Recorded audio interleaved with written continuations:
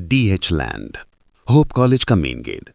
सुबह की खिली हुई धूप होप कॉलेज के बड़े से लोहे के गेट पर पड़ रही थी। हवा में एक हल्की सी ठंडक और ताजगी थी।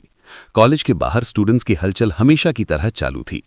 गेट के ठीक बाहर फुटपाथ के पास विशु खड़ा था। उसने एक कैजुअल सी शर्ट और जीन्स पहनी हुई थी। उसके बगल में प्रिया खड़ी थी और उनके सामने ईशा और कृति खड़ी हुई थी। चारों की नजरें सड़क के उस मोड़ पर टिकी हुई थी जहां से गाड़ियां आ रही थी। तभी सड़क पर एक बहुत ही भारी लेकिन बिल्कुल शांत इंजन की वूम आवाज आई। सबकी नजरें उस आवाज की तरफ गई। वहां एक matte black luxury sports sedan आ रही थी। कार का कलर और उसका डिजाइन इतना खतरनाक और शार्प था कि सड़क पर चलते हुए लोग मुड़ मुड़ कर उसे देख रहे थे। वो कार बिल्कुल स्मूथ तरीके से आकर सीधे उन चारों के पास रुकी। हिस। कार के सॉफ्ट क्लोज डोर्स बहुत ही आराम से खुले और उसमें से शुभम बाहर निकला। शुभम ने एक डार्क ब्लू शर्ट और ब्लैक पैंट पहनी हुई थी। उसकी कलाई पर एक बहुत ही महंगी चमकती हुई ब्रांडेड घड़ी थी। उसके बाहर निकलते ही एक बहुत ही कूल ताजे परफ्यूम की महक हवा में घुल गई। उसके चेहरे पर एक बहुत ही रिलैक्स्ड और अचीवर वाली स्माइल थी। ई गेट के नर्क से जिंदा वापस लौटने के बाद शुभम की पूरी पर्सनालिटी ही बदल चुकी थी। अब वो कोई डरा हुआ लड़का नहीं था, बल्कि एक हीरो था। विशु की आंखें फटी की फटी रह गई। उसे लगा जैसे सामने कोई बहुत बड़ा फिल्म स्टार अपनी वैनिटी वैन से बाहर निकला हो।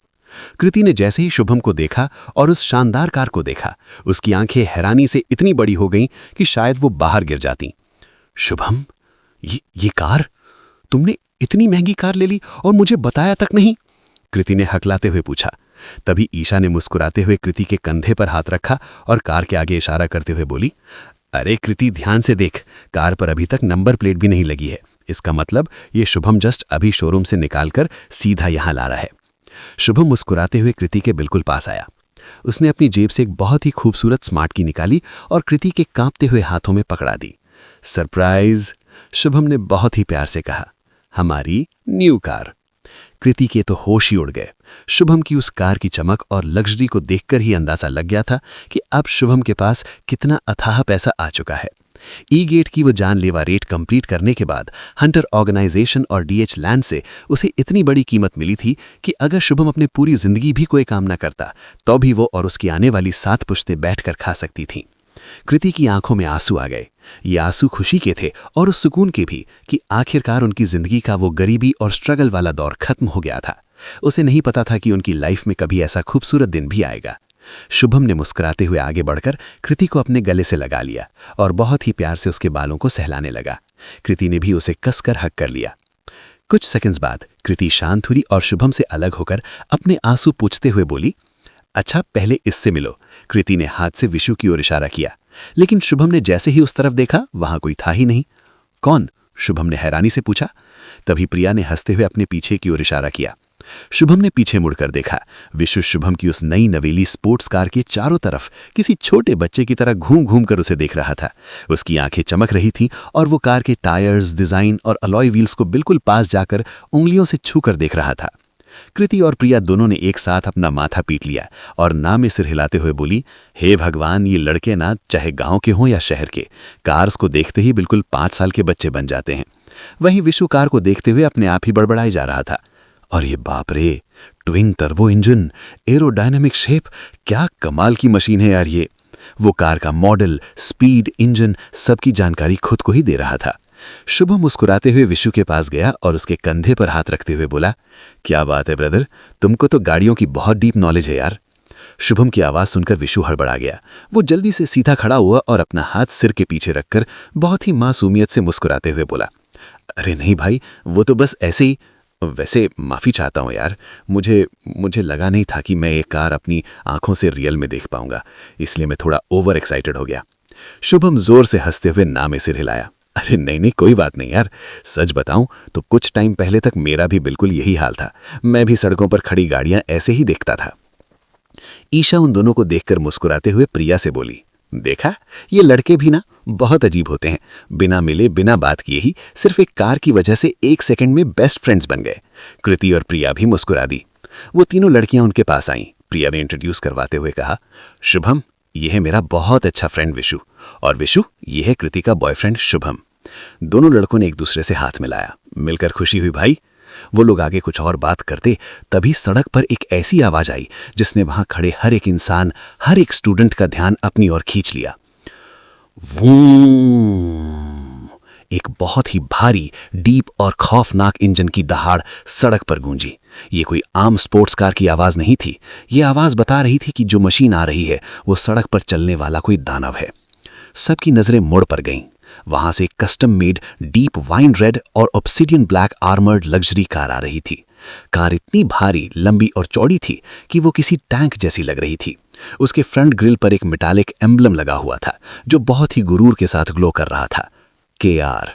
और कार के साइड में बहुत ही सटल लेकिन रॉयल तरीके से राय फैमिली का क्रेस्ट बना हुआ था। कार का इंजन साउंड कंट्रोल्ड था, लेकिन उसकी प्रेजेंस इतनी डरावनी और भारी थी कि सड़क पर चल रही बाकी गाड़ियां अपने आप साइड में हो गईं। विशु का मुंह खुला का खुला रह गया। बाप रे, विशु ने मन ही मन सोचा, ये गाड़ी तो गाड़ी कम किसी महाराजा का रथ ज्यादा लग रही है। वो आर्मर्ड कार बिल्कुल स्मूथली आकर उनके ठीक सामने रुकी। क्लिक! कार का भारी बुलेट प्रूफ दरवाजा खुला और अंदर से कबीर बाहर निकला। कबीर के बाहर आते ही हवा का दबाव जैसे भारी हो गया। उसने एक बहुत ही क्लासी डार्क ग्रे रंग का टर्टल नेक और ब्लैक ट्रेंच कोट पहना हुआ था, लेकिन कबीर ने कोई ओवर एक्टिंग नहीं की। वो बस अपनी कार से बाहर निकला। उसने अपने सनग्लासेस उतारे और एक बहुत ही शांत लेकिन डोमिनेटिंग लुक वहां खड़े सभी लोगों को दिया। उसका ऑरा अब एक हाई लॉर्ड और DH लैंड के नए राजा वाला था। उसके सिर्फ एक लुक से वहां खड़े कृति, शुभम, प्रिया, यहां तक कि आसपास खड़े कॉलेज के स्टूडेंट्स की भी बॉडी लैंग्वेज अपने आप चेंज हो गई। सब अचानक सीधे और चौकन्ने होकर खड़े हो गए। हवा में एक रिस्पेक्ट और एक डर घुल गया। विशु जो ये सब देख रहा था, उसके पसीने छूट गए। ये बंदा, ये कोई आम शहर का लड़का नहीं लग रहा है, विशु ने अपनी आंखें सिकोड़ते हुए सोचा। ये तो किसी बहुत ही बड़े घर का असली वारिस लग रहा है। इसके चलने के अंदाज में ही हुकूमत है। विशु ने डरते हुए प्रिया के कान में फुसफुसा कर पूछा, प्रिया, ये गाड़ी के आगे जो KR लिखा है, इसका क्या मतलब है? शुभम ने जो पास ही खड़ा था विशु की बात सुन ली। उसने बहुत ही कैजुअल लेकिन इज्जत भरे लहजे में कहा, कबीर राय। राय फैमिली। विशु को तभी समझ आ गया कि यह बंदा नॉर्मल नहीं है। ये उसी राय फैमिली का इकलौता वारिस है जिसके बारे में आज सुबह ही न्यूज में आया है कि उन्होंने पूरे DH लैंड पर कब्जा कर लिया है। कबीर उनके पास आ गया। कृति और प्रिया को बहुत ही अजीब सी टेंशन हो रही थी कि वो कबीर को कैसे बुलाएं। क्या वो उसे कबीर कहें या सर कहें, क्योंकि कबीर अब बहुत बड़ा हंटर बन चुका था और DH लैंड की पॉलिटिक्स में सबसे ऊपर पहुंच गया था। तभी ईशा आगे आ गई। वो कृति की परेशानी समझ गई थी। वो जानती थी कि कबीर कितना भी बड़ा आदमी बन जाए, उसके दोस्तों के लिए वो हमेशा वही पुराना कबीर रहेगा। ईशा सीधे कबीर के पास गई और उसने बिना किसी झिझक के कबीर को कसकर हक कर लिया। कबीर एक पल के लिए चौंका, लेकिन फिर उसके चेहरे पर दुनिया की सबसे प्यारी और सुकून भरी मुस्कान आ गई। मैंने आपको बहुत मिस किया। ईशा ने कबीर के सीने पर सिर रखते हुए बहुत ही रुंधे हुए गले से कहा, आप मुझे बिना बताए इतने बड़े और खतरनाक मिशन पर क्यों चले गए थे? मुझे कितनी टेंशन हो रही थी।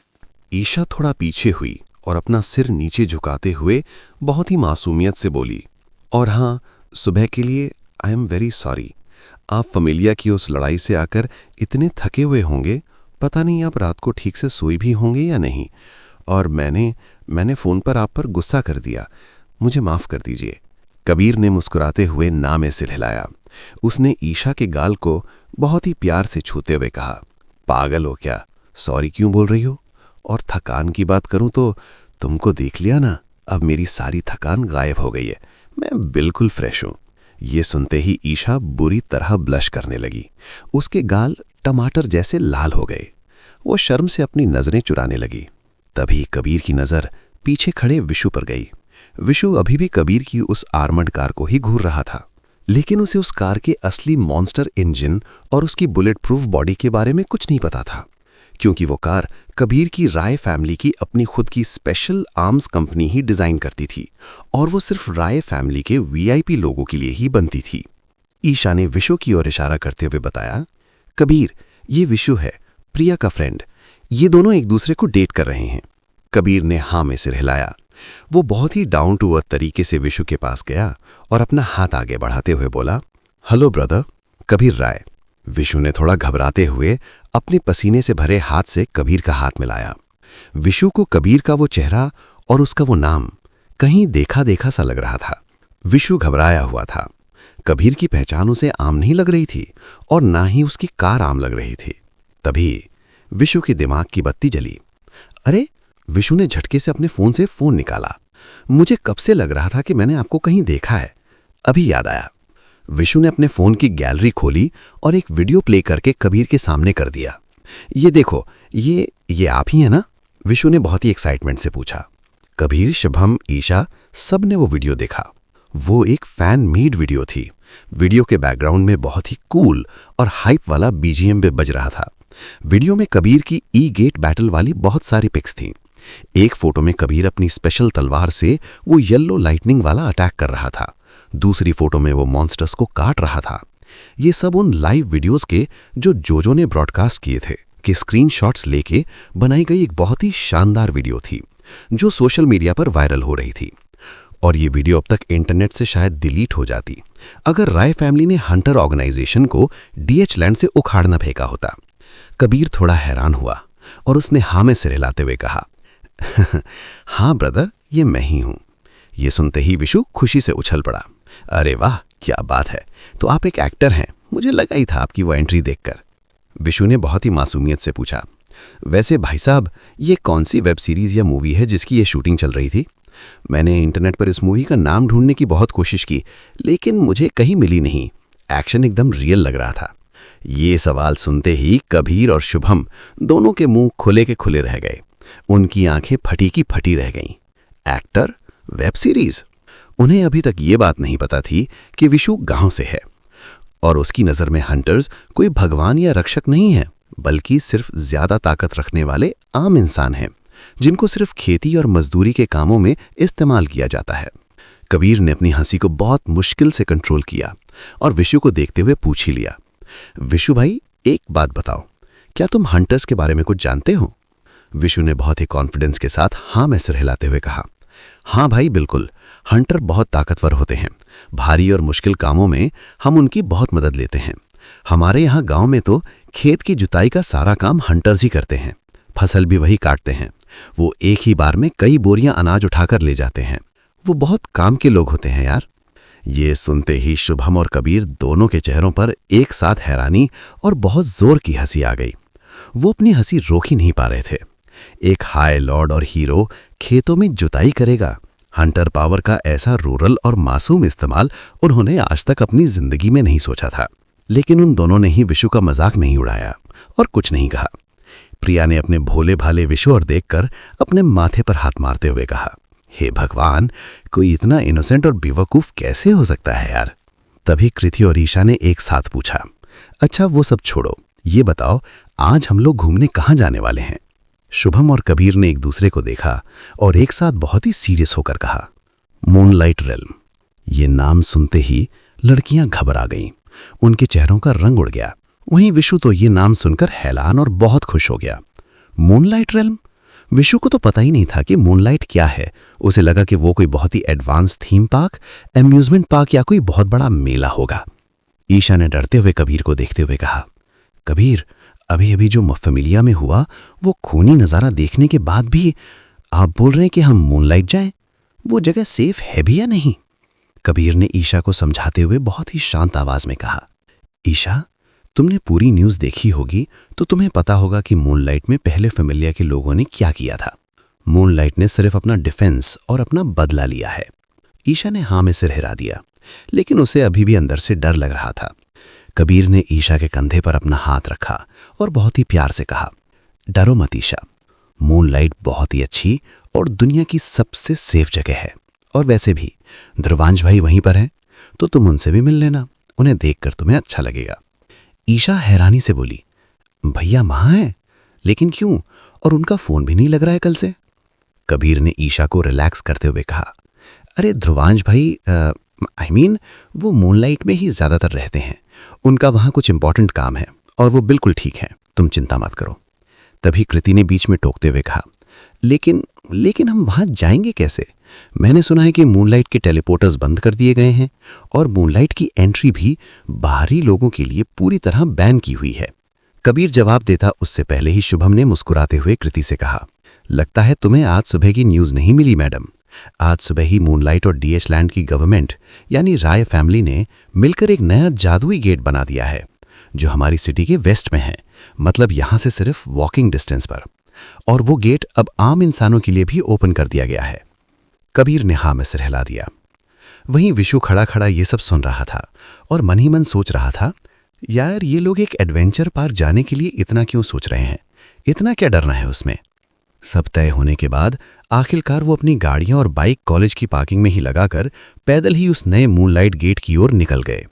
चलते वक्त कबीर और शुभम दोनों के हाथों में उनके वेपन्स थे। कबीर के पास उसकी स्पेशल लाइटनिंग तलवार थी और शुभम के पास मूनलाइट से मिली वो एनर्जी सेल वाली चमकती हुई हाईटेक तलवार थी।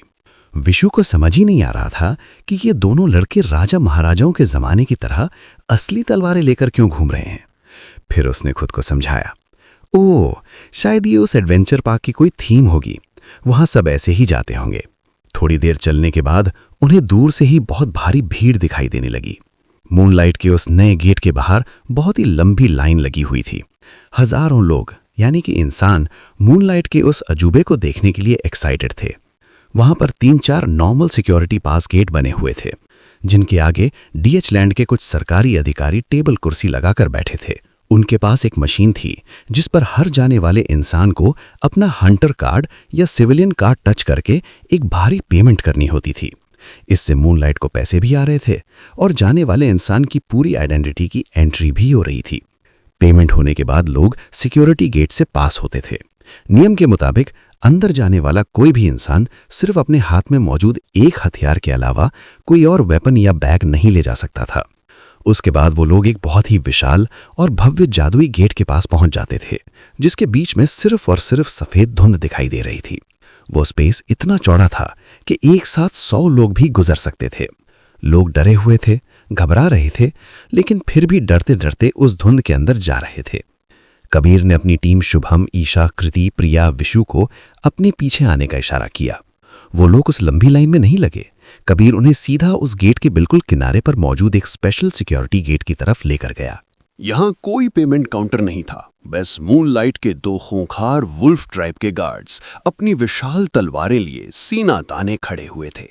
उनका ऑरा बहुत खतरनाक था। जैसे ही एक वुल्फ गार्ड ने कबीर और उन लोगों को बिना लाइन के उस स्पेशल गेट की तरफ आते देखा, वो गुस्से में आगे बढ़ा। वो उन्हें रोकने और सजा देने ही वाला था कि अचानक दूसरे वुल्फ गार्ड ने उसका हाथ पकड़कर उसे वापस अपनी जगह पर खींच लिया। पागल हो गया है तू? दूसरे गार्ड ने डर से कांपते हुए फुसफुसाकर कहा। तुझे पता नहीं वो कौन है? वो कबीर राय है, लॉर्ड डेविल के दोस्त। इस पूरे डीएच लैंड पर अब उसी की फैमिली का कंट्रोल है और उसके पास हमारे स्काई सिटी का सीधा वोटिंग राइट है। वो हमारा बॉस है। ये सुनते ही उस पहले वाले वुल्फ गार्ड के पसीने छूट गए। वो हड़बड़ाकर अपनी जगह पर सीधा खड़ा हो गया और उसने डरते हुए अपना सिर जमीन की तरफ झुका लिया। कबीर और बाकी सब अभी दूर थे, लेकिन कबीर की हाई लॉर्ड वाली तेज सुनने की ताकत से उसने उन दोनों गार्ड्स की वो बहुत साफ सुन ली थी। कबीर के चेहरे पर एक बहुत ही प्राउड लेकिन शांत मुस्कान आ गई। जैसे ही कबीर अपनी टीम के साथ उस स्पेशल गेट के पास पहुंचा, दोनों वुल्फ गार्ड्स ने बिना एक शब्द बोले बहुत ही इज्जत के साथ पीछे हटकर कबीर को रास्ता दे दिया। ये नजारा देखकर ईशा, शुभम, कृति और प्रिया के रोंगटे खड़े हो गए। जहां सैकड़ों हजारों लोग घंटों से उस लंबी लाइन में खड़े धक्के खा रहे थे, वहीं कबीर के सिर्फ चेहरे को देखकर मूनलाइट के खूंखार गार्ड्स ने तुरंत एंट्री दे दी थी। ये थी असली राय फैमिली की पावर। ईशा तुरंत कबीर के पास आई और उसने डरते हुए लेकिन बहुत ही प्राउड फीलिंग के साथ कबीर का हाथ कसकर पकड़ लिया। वो कबीर का हाथ पकड़े पकड़े ही चलने लगी। उसे कबीर के साथ होने से एक अलग ही सेफ्टी फील हो रही थी। शुभम भी कबीर का ये रुतबा देखकर थोड़ा हैरान था। कृति और प्रिया भी अंदर ही अंदर कांप रही थीं और नर्वस थीं, लेकिन उनके साथ चल रहा वो भोला विशु, वो मुस्कुराते हुए सब कुछ देख रहा था और मन ही मन कैलकुलेट कर रहा था। वाह यार, ये सब कितना महंगा लग रहा है। ये धुंध, ये गेट, ये सब एकदम असली जादुई जैसा लग रहा है। ऐसी जगह की टिकट तो बहुत ही ज्यादा महंगी होगी। जरूर कबीर भाई ने कोई बहुत ही महंगी वीआईपी टिकट खरीदी होगी, तभी हमें इतनी जल्दी एंट्री मिल गई। मुझे बाद में कबीर भाई को मेरे हिस्से के पैसे दे देने चाहिए। मैं बाद में पापा से मांग कर धीरे धीरे उनके पैसे चुका दूंगा। वो सभी उस सफेद धुंध के अंदर एंटर कर गए। कबीर और उसकी टीम को ऐसे बिना लाइन के स्पेशल गेट से अंदर जाता देख लाइन में लगे हुए कुछ और अमीर और घमंडी लड़कों ने सोचा कि शायद ये गेट पैसे वालों के लिए है। वो लड़के तुरंत लाइन तोड़कर उस स्पेशल गेट की ओर जाने लगे, लेकिन जैसे ही वो उस गेट के पास पहुंचे, पलक झपकते ही वो दोनों विशाल वुल्फ गार्ड्स अपनी भयानक और खूनी तलवारें निकाले उन लड़कों के बिल्कुल गले पर तलवार रखे खड़े दिखाई दिए। उन लड़कों की रूह कांप गई। वो डर के मारे पीछे गिर पड़े।